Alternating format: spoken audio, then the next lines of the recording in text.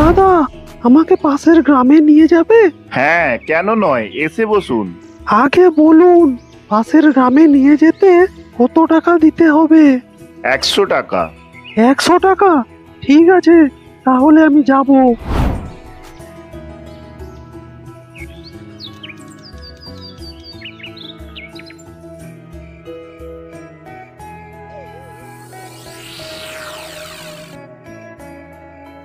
এই নাও মা, আজকের টাকা।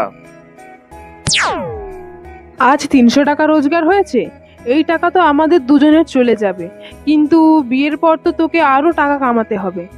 হ্যাঁ, সে তো ঠিক, বিয়ের পরে বেশি টাকা কামাতে হবে, কিন্তু এই রিক্সা চালিয়ে তো আমার 300 টাকার বেশি রোজগার হয় না। আমি যদি জানতাম তাহলে তোকে কি বলতাম না? তুই কিছু একটা ভাব, যাতে তোর বেশি টাকা রোজগার হয় আর তাড়াতাড়ি বিয়েটাও হয়ে যায়। ঠিক আছে মা, আমি চেষ্টা করব। ঠিক আছে, তুই পরে চিন্তা করিস।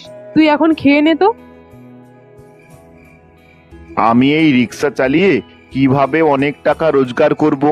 মা তো পুরো ঠিক কথাই বলেছে, বিয়ের পর এত কম টাকায় সংসার চালাবো কিভাবে? আমি তো কিছুই ভেবে পাচ্ছি না।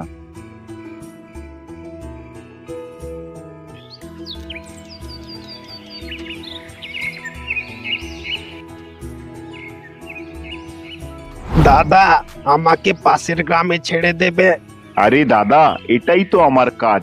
আমি যদি কাজ না করি তাহলে আমার সংসার চলবে কিভাবে?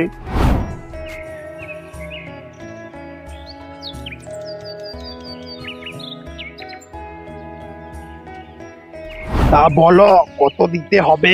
আমি তো সবার কাছ থেকে 100 টাকা করেই নিই, তুমি তাই দেবে। ঠিক আছে, তাহলে এই নাও তোমার টাকা।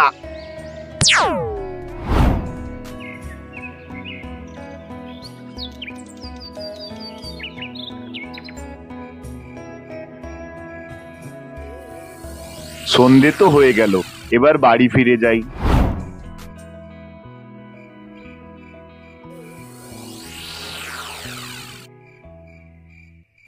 কি রে নিতাই, বাড়ি চলে এসেছিস? হ্যাঁ মা, বাড়ি ফিরে এসেছি। বাহ, ভালো। তা তুই কিছুর উপায় খুঁজে পেয়েছিস? না মা, এখনো তো কোনো উপায় পাইনি, কিন্তু নিশ্চয়ই কোনো একটা নতুন উপায় খুঁজে পাবো।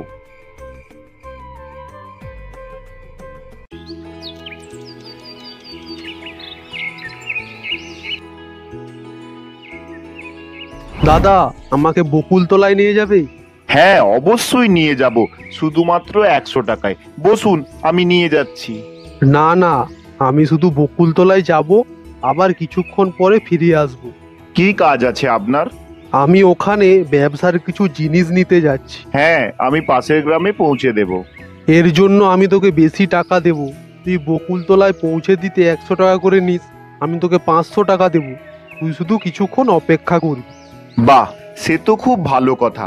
তাহলে তুমি দেরি না করে আমার এই রিক্সাতে এসে বসো, আমি তোমাকে পৌঁছে দিচ্ছি।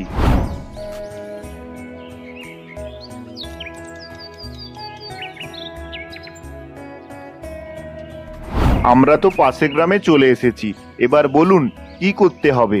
বেশি কিছু নয়, তুই শুধু একটুক্ষণ অপেক্ষা কর, আমি কিছুক্ষণের মধ্যেই চলে আসব। তুমি আমাকে টাকাটা দিয়ে যাও, তুমি যদি না আসো আর। ঠিক আছে ঠিক আছে, এই নে টাকা।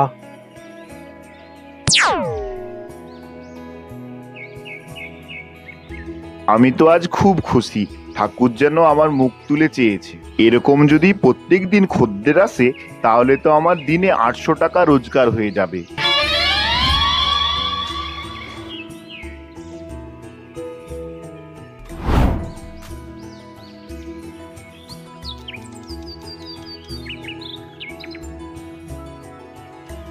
আমি তো চলে এসেছি, তোর এই রিক্সার জন্য আমার কাজ আরো সুবিধা হয়ে গেল। তোমার যদি কোনো জিনিস পৌঁছানোর থাকে তাহলে তুমি আমাকে বলবে। সে তো ঠিক, তুই শুধুমাত্র 100 টাকায় বকুলতলা নিয়ে যাস। তুই যদি চাস 400 টাকাও নিতে পারিস। কিন্তু কেউ কি আমাকে 400 টাকা দেবে? কেন আমি তোকে 500 টাকা দিয়েছি জানিস? আমি ভাবলাম তুই আমাকে বকুলতলায় ছেড়ে দিবি, আবার আমার জন্য অপেক্ষা করবি, আর তার জন্য তোকে 500 টাকা দেওয়াই দরকার। সবাই তো আর আমার মতো হবে না, কিছু লোক তো আছে 100 টাকায় বকুলতলা চলেও যাবে, আবার চলেও আসবে। তুই এইরকম করলে দিনে কত টাকা রোজগার করতে পারবি? হ্যাঁ, তুমি একদম ঠিকই বলেছো। সবাই তোমার মতন তো আর আমার কথা ভাববে না।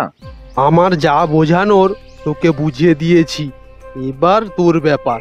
তোর ব্যবসা তুই কিভাবে চালাবি সেটা তুই জানিস। ঠিক আছে, আমি তাহলে যাচ্ছি।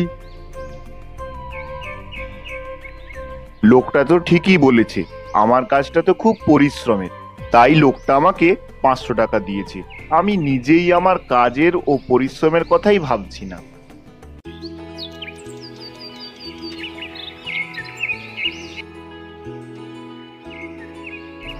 আমি কালকে পাশের গ্রামে গিয়েছিলাম, 100 টাকা নিয়েছিলেন। আজও আমি পাশের গ্রামে যাব। হ্যাঁ, আগে আমি 100 টাকাতেই নিয়ে যেতাম, কিন্তু এখন থেকে 100 টাকা নয়, 200 টাকা লাগবে। ঠিক আছে, আর তো কিছু করারও নেই, আমি 200 টাকাই দেব।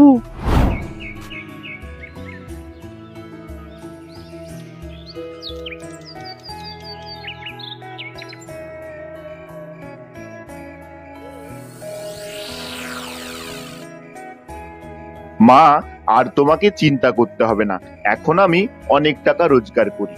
আমি টাকা বাড়িয়ে দিয়েছি, 100 টাকার জায়গায় 200 টাকা করে নিই। আমার এখন দ্বিগুণ টাকা রোজগার হচ্ছে। হ্যাঁ, সে তো ঠিক আছে, কিন্তু মাঝে মাঝে লোকের দিকটাও দেখবি। যদি খুব দরকার হয় 100 টাকাই দিয়ে আসবি। মা, আমি আজকেই রোজগারটা দ্বিগুণ করলাম, আর আজকেই তুমি বাজে কথা বলা শুরু করলে।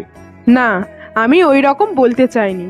আমি বলছি যে টাকা কামাতে কামাতে মনুষ্যত্ব না চলে যায়, তোর মনে যেন কোনো লোভ না হয়।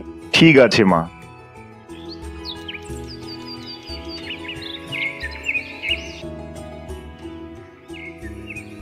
বল, তোর ব্যবসা এখন কেমন চলছে?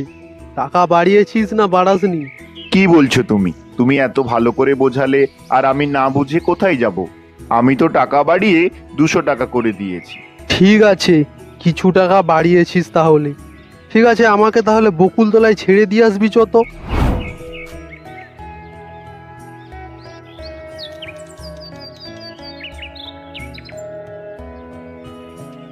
কিনে ধর তোর টাকা।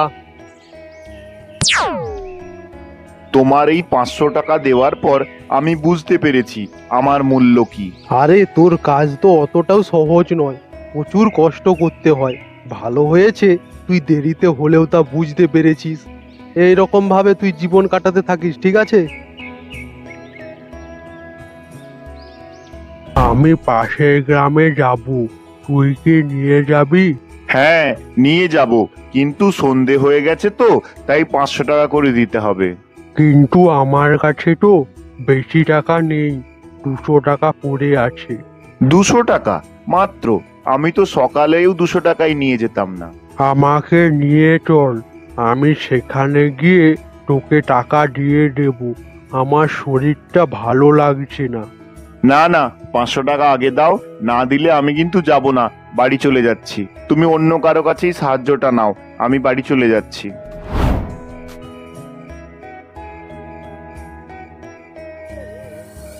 আর তো কিছু করারও নেই, আজ রাতটা এই গাছের নিচে ঘুমিয়েই কাটিয়ে দিই।